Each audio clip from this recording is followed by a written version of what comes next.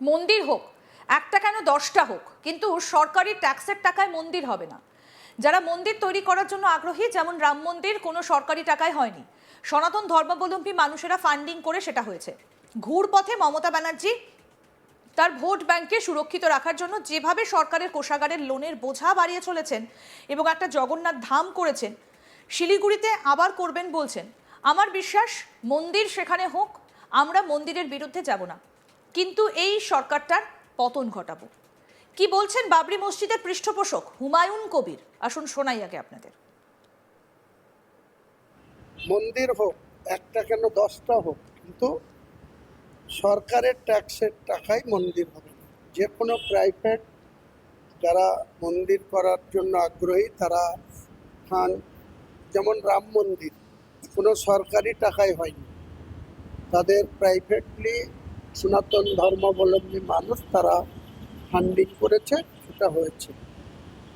এই যে ঘুরপথে মমতা ব্যানার্জি তার ভোট ব্যাংককে সুরক্ষিত রাখার জন্য যেভাবে সরকারের কোষাগারের লোনের বোঝা বাড়ি চলছে এবং একটা জগন্নাথ ধাম করেছে, শিলিগুড়িতে আবার করবে বলেছে। আমার স্থির বিশ্বাস মন্দির সেখানে হোক, আমরা মন্দিরের বিরুদ্ধে যাব না, মন্দিরের বিরোধিতা করব না, কিন্তু এই সরকারটার পতন ঘটাবো। যেদিন এই শিলান্যাসেই থাকবে, সেদিন আর হিটকোর ক্ষমতা থাকবে না যেই মন্দিরের কাজ আগিয়ে নিয়ে যাবে। তৃণমূল থেকে কি কোনো কর্মী সমর্থক হুমায়ুন কবিরের পার্টিতে যোগদান করছেন? তার সঙ্গে কি কেউ যোগাযোগ করেছেন? সে বিষয়ে সাংবাদিকদের প্রশ্নের উত্তরে তিনি বলেন, আমি ব্রিগেড সমাবেশ করব, রাজনীতিতে সম্ভাবনা থাকেই, চমক নিশ্চয়ই থাকবে। ব্রিগেড সমাবেশে ভোটে আমাদের জোটসঙ্গী কে হবে তারা ডায়াসে উপস্থিত থাকবেন। তৃণমূলের সাধারণ ভোটাররা, যে ভোটাররা তৃণমূলকে এত মাইলেজ দিয়েছে, মমতা ব্যানার্জিকে তিনবার মুখ্যমন্ত্রী হতে যারা সাপোর্ট করেছেন, সে আপামর 10 লক্ষ সাধারণ মানুষ সেদিনের সভায় উপস্থিত থাকবে। এটাই জনতা উন্নয়ন পার্টির বড় চমক। কি বলছেন বাবরি মসজিদের পৃষ্ঠপোষক হুমায়ুন কবির, শুনবো। তৃণমূলের সাধারণ ভোটাররা, যে ভোটাররা তৃণমূলকে এত মাইলেজ দিয়েছে, তিনবার বাংলার মুখ্যমন্ত্রী হতে মমতা বন্দ্যোপাধ্যায়কে যারা সাপোর্ট করেছে, সেই আপামর সাধারণ মানুষ সেদিন 10 লক্ষ উপস্থিত থাকবে। এটাই জনতা উন্নয়ন পার্টির বড় চমক।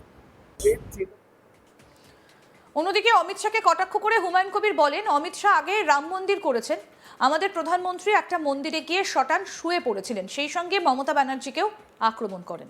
কি বলছেন বাবরি মসজিদের পৃষ্ঠপোষক হুমায়ুন কবির এই বিষয় নিয়ে, সেটা শুনবো এবার। অমিত শাহজি আগে রাম মন্দির করেছেন, আমাদের আদরণীয় প্রধানমন্ত্রী 22শে জানুয়ারি 2024 শটান তিনি ভারতবর্ষের প্রধানমন্ত্রী একটা মন্দিরে গিয়ে শটান শুয়ে পড়েছিলেন। তো এইসব ওনারা যেদিন বন্ধ করবে, আমি হুমায়ুন কবির আগেই বলেছি, আমাকে অমিত বাবু বলছেন, অমিত শাহজি বলছেন, তার আগে আমাদের তৃণমূলের লোকসভার দলনেতা, পার্টির জেনারেল সেক্রেটারি, তিনি আমাকে নিদান দিয়েছিলেন দুদিন আগে যে মসজিদ করবেন, তা পলিটিক্সে কেন করছেন? পলিটিক্সে তো আমি তো চ্যালেঞ্জ অ্যাকসেপ্ট করেছি, ওনাকে বলেছি আমাকে নিদান দেওয়ার আগে ওনার পিসিকে আগে নিদান দেন, ওখানে পাঠান। ওই যে দীঘাতে যে জগন্নাথ ধাম করেছেন, মুখ্যমন্ত্রী যেদিন বলবেন যে আমি 2026-এর ইলেকশনে কন্টেস্ট করব না বা আগামী দিনে আর বাংলার মুখ্যমন্ত্রী পদে বসার জন্য কোনো চেষ্টা করব না, তো সেদিনকার থেকে যেদিন ঘোষণা করবে 24 ঘন্টার মধ্যে আমি হুমায়ুন কবির ইউপিএ চেয়ারম্যান পদ থেকে সরে যাব, পার্টি থাকবে এবং আগামী 26-এর 294-এর মধ্যে কোনো আসনে আমি কন্টেস্ট করবো না। কন্ডিশন একটাই, মমতা ব্যানার্জিকে সন্ন্যাসী নিতে হবে, ওখানে জগন্নাথ ধামে যেতে হবে, তারপরে লড়াই হোক না শুভেন্দু বড় হিন্দু না অভিষেক বড় হিন্দু, ওদের হোক। মন্দির হোক, একটা কেন 10টা হোক, কিন্তু সরকারি ট্যাক্সের টাকায় মন্দির হবে না। যারা মন্দির তৈরি করার জন্য আগ্রহী, যেমন রাম মন্দির, কোনো সরকারি টাকায় হয়নি, সনাতন ধর্মাবলম্বী মানুষেরা ফান্ডিং করে সেটা হয়েছে। ঘুরপথে মমতা ব্যানার্জি এবং তার ভোট ব্যাংককে সুরক্ষিত রাখার জন্য যেভাবে সরকারের কোষাগারের লোনের বোঝা বাড়িয়ে চলেছেন এবং একটা জগন্নাথ ধাম করেছেন, শিলিগুড়িতে আবার করবেন বলছেন, আমার বিশ্বাস মন্দির সেখানে হোক, আমরা মন্দিরের বিরুদ্ধে যাব না, কিন্তু এই সরকারটার পতন ঘটাবো। বক্তব্য হুমায়ুন কবিরের। কি বলছেন হুমায়ুন কবির এই বিষয়ে, আসুন আপনাদের আরেকবার শোনাই। মন্দির হোক, একটা কেন 10টা হোক, কিন্তু সরকারের ট্যাক্সের টাকায় মন্দির হবে না। যে কোনো প্রাইভেট যারা মন্দির করার জন্য আগ্রহী তারা খান, যেমন রাম মন্দির কোনো সরকারি টাকায় হয়নি, তাদের প্রাইভেটলি সনাতন ধর্মাবলম্বী মানুষ তারা ফান্ডিং করেছে, সেটা হয়েছে। এই যে ঘুরপথে মমতা ব্যানার্জি তার ভোট ব্যাংককে